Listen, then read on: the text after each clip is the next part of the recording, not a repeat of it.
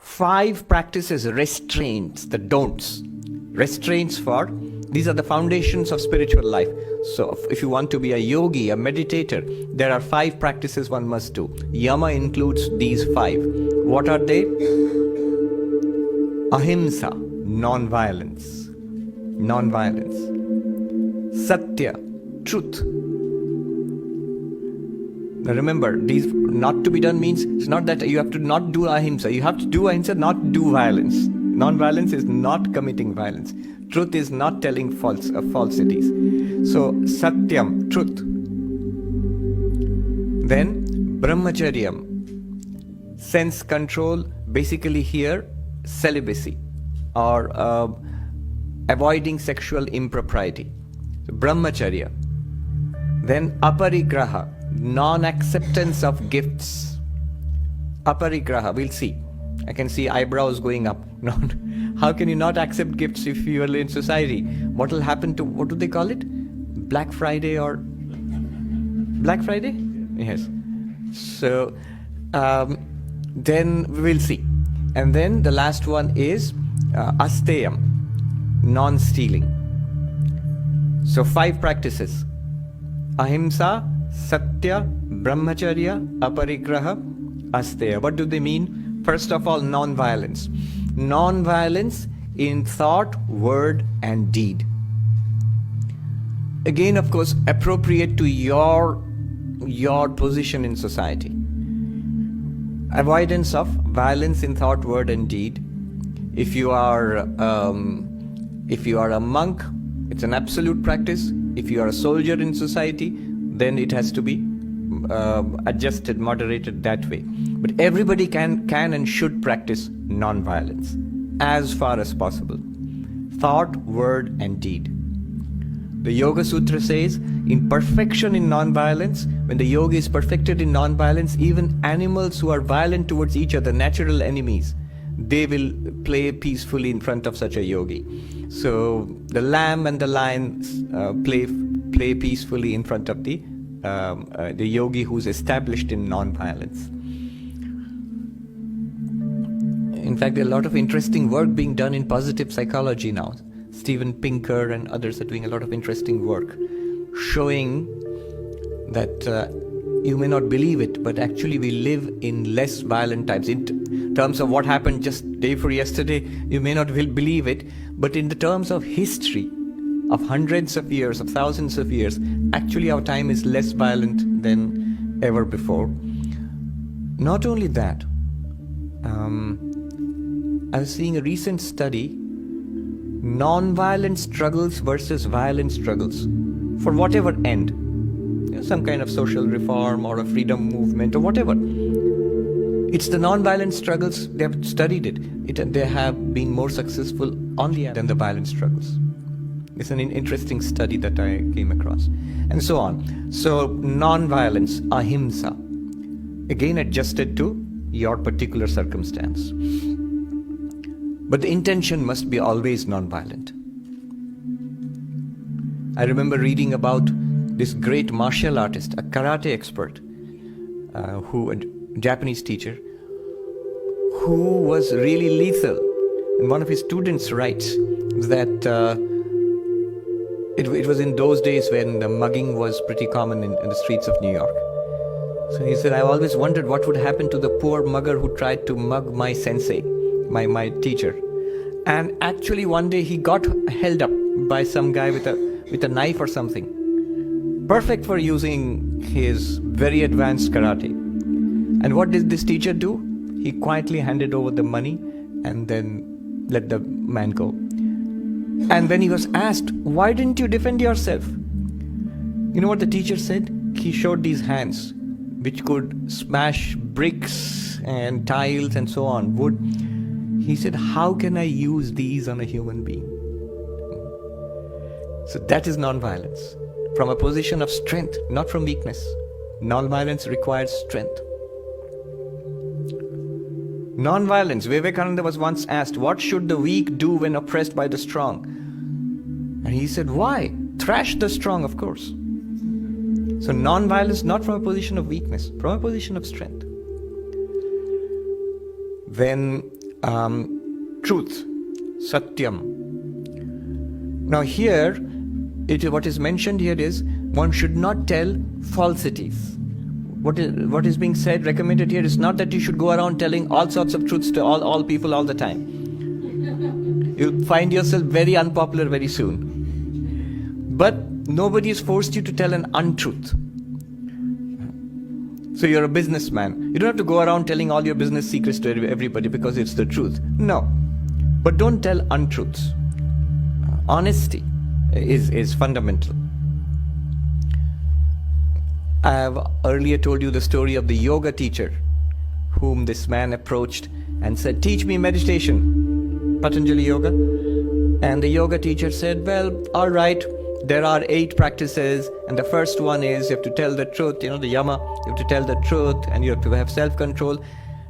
And this man said, yeah, I know all that. They taught us all that in kindergarten. Skip that part. Teach me how to sit, how to breathe, how to meditate, the cooler parts later on, the more glamorous parts.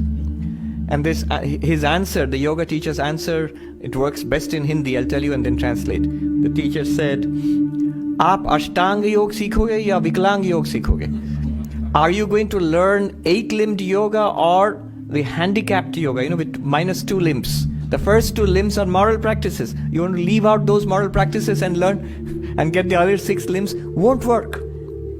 And the teacher said, आप black money पर आसन बिछा के ध्यान करोगे, ध्यान होगा in Hindi. You're going to have, black money is undeclared income, stashed away income. You stash off, cash, and you're going to put your meditation mat on top of that and sit and meditate. You think you can meditate? You cannot. Truth, honesty. It is said, Satyam bruyat, Priyam bruyat, Ma bruyat, Satyam apriyam. Tell the truth, tell it sweetly, and don't tell harsh truths. Even if you have to tell harsh truths, there is a way of telling a harsh truth. Somebody in Holy Mother, Ma Sharada, she told one of her disciples who was the habit of, had a sharp tongue, why do you speak like that, my child? When you're going to talk to a person who has a defect in the foot maybe, instead of saying, how did you become lame? We say, if you really must say something, how did your foot get that way? Something softer. There's a sweeter way of putting it. If you have to tell a harsh truth, that also can be put in a soft way, in a sweet way, non-hurting way. I like this. Mark Twain, he said, I have often seen people who claim to be fond of the brutal truth. Mark Twain says, well, people who claim to be fond of the brutal truth are more fond of brutality than the truth. Often they are more fond of the brutality than the truth itself. There is a saying, what should you say? Satyam hitam mitam bruyat abhisamvadi peshalam. It's a very nice saying in Sanskrit. Tell the truth. Speak that which is beneficial. Hitam means beneficial. Think about it. Is it beneficial? Tell that which is, and speak less. Mitam, limited. And abhisamvadi, that which is universal, not one point of view. That would be the end of all our political pundits and all the talk shows and all of people arguing for this point of view or that point of view and coming to blows. Well, as far as possible, let's say. And Peshalam, sweet, gentle. The Hindi translation would be komal, very, very, very soft. One Swami recommended that you should think thrice before uttering words. Before saying something, think it through thrice. Is it true? Is it useful? How can I use the minimum possible words? Is it universal? Is it sweet? Well, even if not 3 times, at least once, one should run it through one's mind. So Satyam, truth. Then brahmacharyam, avoiding sexual impropriety, depending on whether one is committed to a vow of celibacy, a monk, or a householder. For different persons in different stations of life, the vow will be different. But still, brahmacharya, Swami Vivekananda said that the chaste brain is tremendously powerful. A lot of energy is wasted otherwise. So in spiritual life, power comes from sense control, from chastity. So brahmacharya has been recommended to whatever extent your position in life allows you. Brahmacharya. Then aparigraha, not accepting gifts. That might seem a strange one, but actually accepting gifts. Remember, we are going to meditate. So the mind has to be, it's going to be very refined and delicate. We have to talk about subtleties here. Accepting gifts opens you to obligations. You automatically feel the need to give back. You may not think so, but if you are in advertising, in sales, you know that it is so. One of the principles of sales is the reflex to give back, reciprocation reflex. Anybody in sales, they know it. That's why a salesman will first come and say, they won't say buy this. They'll come knock at your door and say, I want to give you a gift. It'll be something simple, small, not very expensive. The moment you accept the gift, the next step will be, not buy this. Can I speak to you about this product? And immediately you feel softened that you've accepted something. So what's the harm in listening to him? You don't normally take a gift and slam the door. Thank you very much and goodbye. You are softened. So giving back, you are immediately under obligation. Your mind is affected. Further, Swami Vivekananda clearly mentions, it's understood in yoga, the evil tendencies of the giver's mind also enters our own minds. There's a story about Swami Premeshananda, who was a disciple of the Holy Mother, a very revered monk of our order. And one day a gentleman came and he wanted to give him a gift, a nice walking stick, because the Swami was frail and had ill health, a cane on which he could lean and walk. And the Swami said, no thank you, I don't need it. And this man said, Swami, he understood. So he said, Swami, I don't want anything in return. I don't want anything in return. Just take it. I don't want anything at all.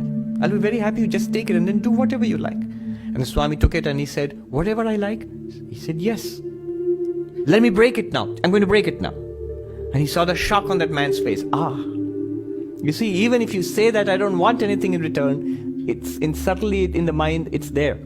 If I broke any random stick, you just think the Swami's gone crazy. But this is your stick which you're giving it to me, the cane, and I'm going to break it in front of you. And obviously you're shocked. So there is a subtle expectation. There is this little attachment to the thing. It's mine, I'm giving it to you. You will treat it well. So obligation, we get into obligation. And the last practice is asteya, non-stealing. Quite obviously, one should not accept, one should not take what does not belong to one, even without permission. Once somebody bought a couple of lemons, I think, from a place to Sri Ramakrishna. Right, to Sri Ramakrishna. And so that person used to give for Sri Ramakrishna. But in the meantime, the owner of that land had changed. So the trees belonged to somebody else. And Sri Ramakrishna couldn't take it, couldn't use it. He asked for it to be returned. Because it's not mine and it's not due to me. And this one can extend more subtly. You think, how much is mine really? If you look at the modern environment movement today, just because I'm rich, just because I can do it, is it really mine? Do I really have a right to these resources?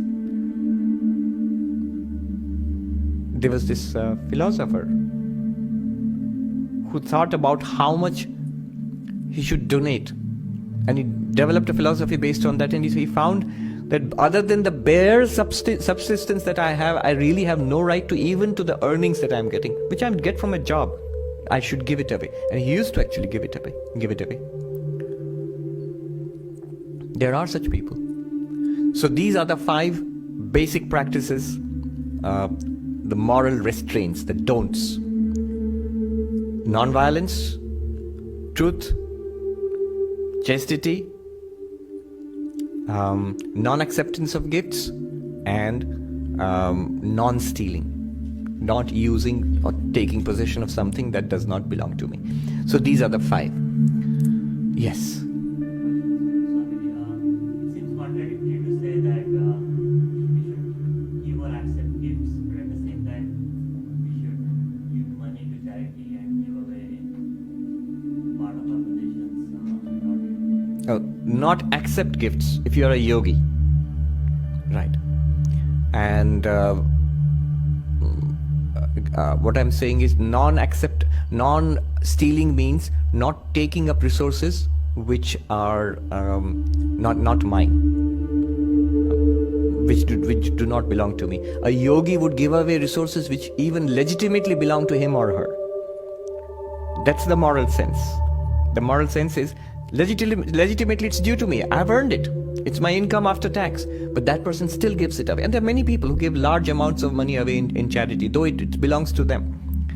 So, are they giving gifts? In fact, if you ask such a person, they wouldn't really think they're giving gifts. They don't feel a sense of ownership to it or entitlement to it.